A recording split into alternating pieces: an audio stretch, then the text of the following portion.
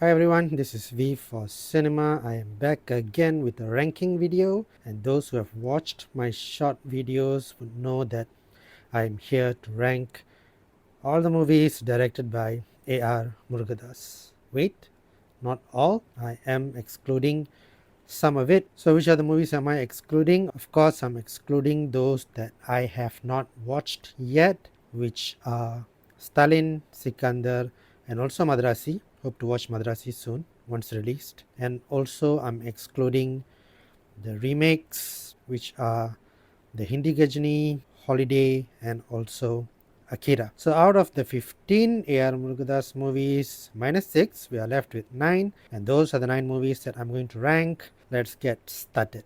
At number 9, we have Darbar, and I put it at the lowest because I feel like Darbar is a movie which seems a bit rushed. Sometimes you see Rajinikanth's costumes are really good, sometimes it's not. Sometimes the framings in the shot looks good, sometimes it doesn't. So it seems like Darbar is a movie that they wanted to do well, and for some reason they just finish it off with whatever they can make out of it. Of course, there's a lot of mass scenes which works for superstar Rajinikanth, but as overall, Darbar seems a bit all over the place and a bit inconsistent with its own tone and also storytelling. At number 8, I have Dheena starring Ajit Kumar, and why I have it at number 8 is I feel Dheena is a movie that AR Murugadoss is still trying to find his storytelling voice. It's a combination of a gangster movie and also a family story together with a love story. Of course, this type of masala mix does work, but I think AR Murugadoss was at a point where he has not mastered blending all the elements together yet.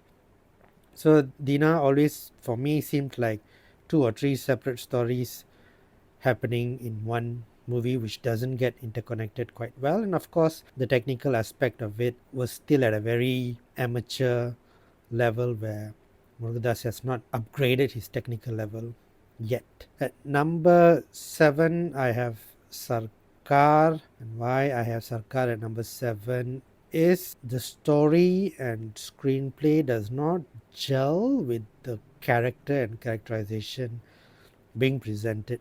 As soon as the movie opens, we are introduced to this monster character, a corporate monster played by Talapathy Vijay. It then turns into a political movie. So with the characterization given, this corporate monster that goes to a country and then consumes whatever big companies are there with his tactical and corporate brilliance, I think we expected more of a smart play, intelligent moves from Vijay rather than just brute force and tweeting here and there to get people to come and vote. I think there's a lot of expectations on how he will turn this political environment around so that he can get votes, something very different or something very unique. I think the expectation was not met, and I don't fault the audience or myself for having the expectation because that's how the character was introduced, this big corporate monster, and it didn't work out very well. At number 6, I have Ghajini. I know this is one of the fan favorites and they would not like to see Ghajini this low in the rankings, but I'll tell why I have it at number 6 is first, it is not very original. It is inspired by Memento, of course, directed by Christopher Nolan. It is not, of course, a scene-to-scene remake, but the idea is inspired from it. It is a good idea, but I think the execution is good, but not excellent. Mainly, I think, because suddenly towards the end, the movie becomes quite jarring. Why? Because the story moves in a good pace, and then at the end suddenly they show that the villain has a twin, which I don't think so added anything to the story. It could have been just a single villain as it was portrayed throughout the movie, and that sudden shift wasn't like a jaw-dropping excitement but more of a jaw-dropping now why was this needed. I think that's the mistake that they corrected in the Hindi Ghajini, but of course now I'm just reviewing and ranking the Tamil Ghajini. I think that's where it faltered. That the performance was good, the story was good. It's just that the villain and the ending of it did not work very well. At number 5, I have Yelam Arivu, and I think probably it's a shocker that how come Yelam Arivu is above Ghajini. Both are Surya movies. I think the fans and the audience prefer Ghajini better, but I actually prefer Yelam Arivu in a sense that the concept and also the potentiality of it. Of course, technically, the movie is better. These are the times that AR Murugadoss has found his grip on the technicality of movie, how it's shot, how it's edited, how to come up with big action sequence and all that. So it does work really well technically. There is a good formidable villain with good action sequences which works as well. But mainly I ranked it high at number 5 because this concept of invoking a DNA of a person to bring out their capabilities which is buried deep beyond their DNA given to them by their ancestors. Of course, we've seen this concept in a few video games, cartoons, and movies as well. But the way that AR Murugadoss chose a character from history, Bodhidharman, and then invoking the DNA capabilities of Bodhidharman through his lineage to his descendants, now I think was a good concept. And for me, if the movie had worked, if the movie had been successful, the potentiality of it is huge. Just imagine like finding a historical character from the Kerala district and then getting a Malayalam film hero to play that character, and then maybe one from Telugu, one from Bollywood, one from Kannada, and then bringing all these characters together in a universe like AR Murugadoss superhero universe. That would have been awesome. That's what everybody's trying to do now. And I think if Yelam Arivu had worked, I think that concept could have been done earlier on, bringing superheroes of different industries together through this concept of invoking DNA of historical characters. I think that would have been something that not only would have been successful in India but internationally. So the potentiality of it was huge. Maybe where it faltered was the long running time, the pacing of the movie, and also in a sense that the abilities are not drawn out clearly. Like whenever Dong Li controls somebody's mind, to what extent can he do it? Like, do they become a martial art expert? How many people does he control at the same time? It seems like a little bit of homework should have been done to the concept of this movie in terms of invoking the DNA, in terms of the martial art capabilities and so forth, and then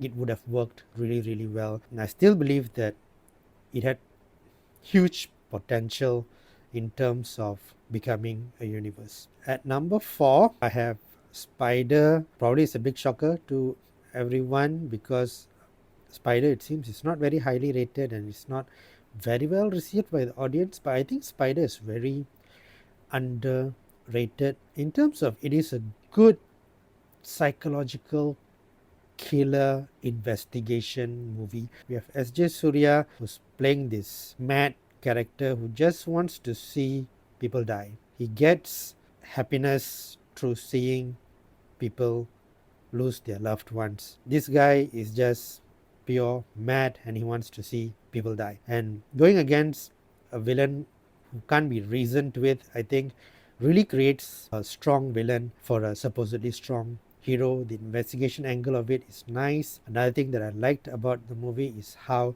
AR Murugadoss sets up these scenes where the housewives around the house that S.J. Surya keeps hostages go on this mission upon Mahesh Babu's request to rescue the hostages. I think that scene is set up very well, and that is AR Murugadoss' strength. He brings in this shocker elements, scenes where usually we don't think of, and he executes it really well. Of course, probably the minus points are the action sequences where AR Murugadoss tried to go bigger with that boulder and everything rolling through the city. Probably could have been choreographed better or probably come up with a different idea. But I do feel that Spyder is a very solid psychological killer investigation movie. Minus maybe another thing that didn't work is the incorporation of the romantic angle of the movie with Rakul Preet. I didn't think it worked really well. Probably could have been incorporated better. But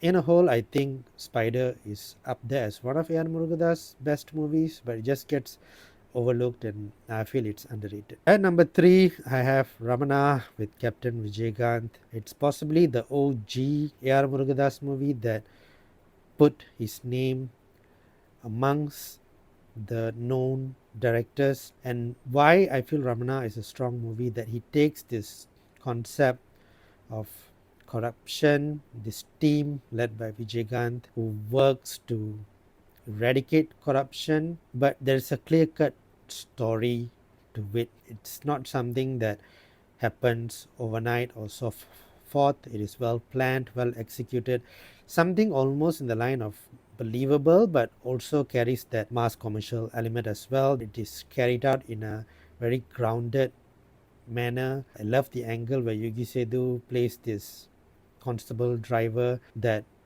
does better investigation than the peoples who are higher ranked than him. It's a very focused story. Of course, there are some subplots and so forth that could have been avoided, but then it stays very true to its story, that there's no bizarre ending. It's very clear. If you do wrong, you need to face the consequences, and it is the same for the main character as well. Ramana, with all his good intention to create a society devoid of corruption, has done things against the law as well, and he is willing to be punished. And I think having that backbone of a plot, of a concept, and it carried out throughout the movie helps Ramanat become a very solid movie. At number 2, I have Kaththi. Kaththi is probably one of the most wholesome movie that AR Murugadoss has made. In a way, everything works. The comedy portion of it works. The romantic portion of it works. Could have been tweaked a little. And of course, the main story works. He takes this plight of farmers whose land confiscated by big, huge corporate companies, and how this character played by Vijay tries to help them, and then comes in a lookalike who turns the table and takes the fight to a different level. So this is a guy who's formidable. Brute force does not work because he takes on the villain heads on, but at the same time he does these things brilliantly to tackle the legal case as well. Few scenes play very well with AR Murugadoss style of filmmaking, where he brings in these shocker elements, the fight scenes using coins and also turning on and off the light, that works very well, creates a mass scene, and how he incorporates it again at the end on how one of the Vijay characters survived as well, and also how he uses his old people, elderly people, to disrupt the water supply into the city, the scenes inside the pipe, the upside down camera shot, and how these elderly people create chaos throughout the city. I think all of it works really well. Vijay plays the dual character quite differently as well. Samantha, as usual, whatever is given to her, she does it perfectly, even though there's not much scope in terms of performance.